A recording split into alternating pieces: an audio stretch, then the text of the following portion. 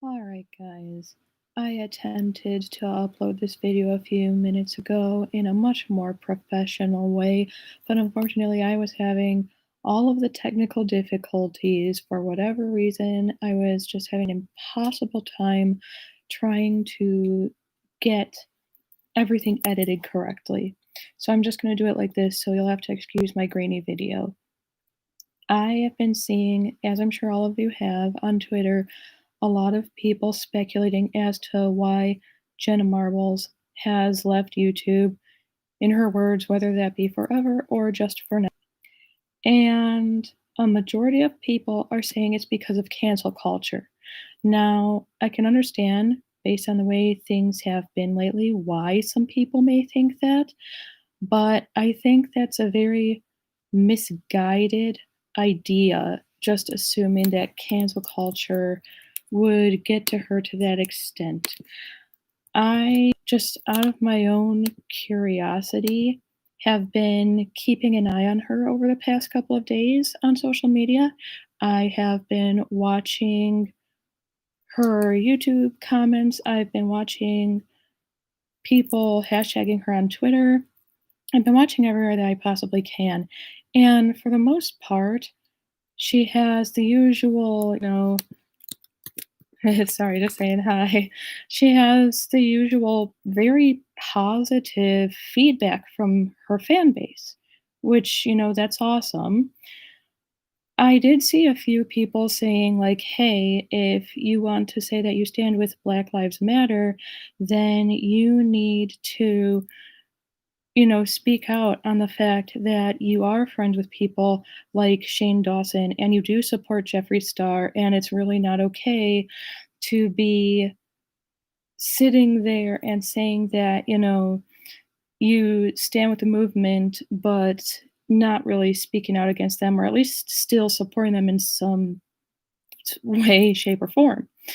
And she was pretty quiet. I couldn't tell based on the ratio of like positive comments to negative comments, whether or not she even noticed those comments, to be honest.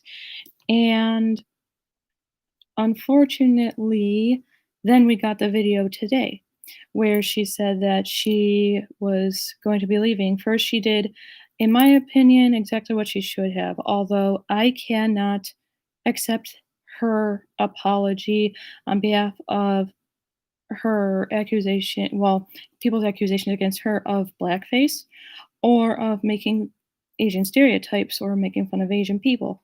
I can't accept her apology on those matters because I am neither of those, in case you hadn't noticed. However, I can accept her apology on behalf of people who don't feel that they fully fit into the gender binary they were assigned at birth. And to be honest, I never saw any of those what girls do and what boys do type videos as anything other than just random silliness on the internet. I never saw it as something malicious, and I've never known anyone who saw it as anything malicious, to be honest. So it's kind of sad that she felt the need to apologize for that, but like, I'm glad that at least she's like over apologizing, perhaps, rather than just saying absolutely nothing like a lot of people are, unfortunately. And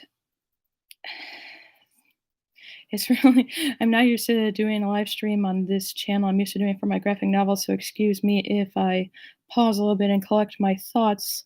I do have a memory problem, as some of you who watch me may know.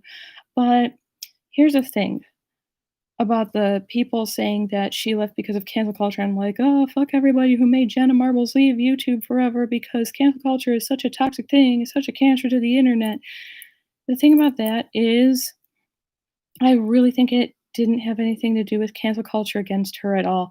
What I think happened was it's well known that Jenna is friends with Shane.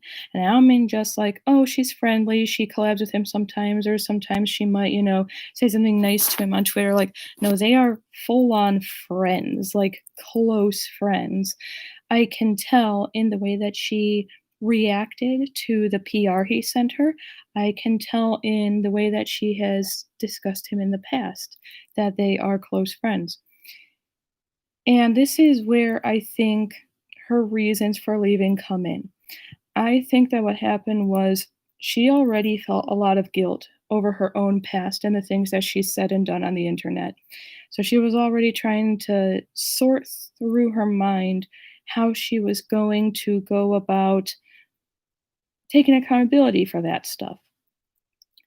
And then every time she logged into YouTube, all she saw was everyone's videos where they're just like, fuck Shane Dawson and Jeffree Star. They're horrible people. Like, here's this video and that video and the other video trying to cancel them and calling them out on racist behavior and all that stuff and just full on attacking. And yes, the attacks are absolutely justified. Like, I don't think anyone with a brain in their head is arguing that. But whether it's justified or not, it's still difficult when you've been friends with someone for that long to go, okay, I am struggling internally already, so I'm going to try to make an escape by going online. And then as soon as you go online, you're seeing everyone dumping on your friend. Again, I do believe it's justified what people are saying about Shane Dawson. I don't want anyone to get confused about that. And so I think that that got difficult for her as well. And then on top of it, he didn't do himself any favors in how he reacted to the criticism. He made a huge mess of it. He was really obnoxious and entitled in that note. And he came off like he was blaming everyone who was offended by his actions rather than taking real accountability for them. You can see the huge difference in the way Shane Dawson addressed the accusations of racism and the way that Jenna addressed the accusations of racism. It's worlds apart. And I would be much more apt to believe her over him any day right now.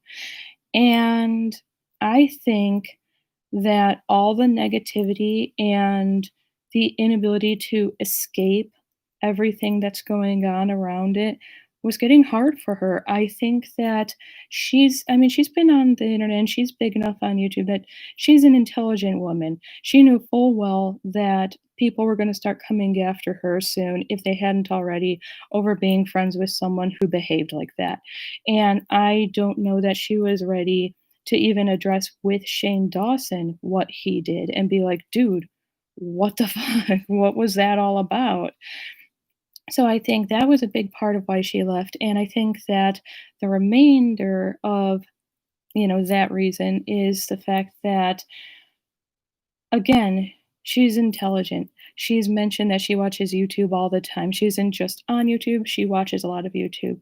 She has seen that pretty much nobody who's been accused of racist behavior and bigotry and all of that on YouTube, who's a large creator, has apologized. They've made excuses.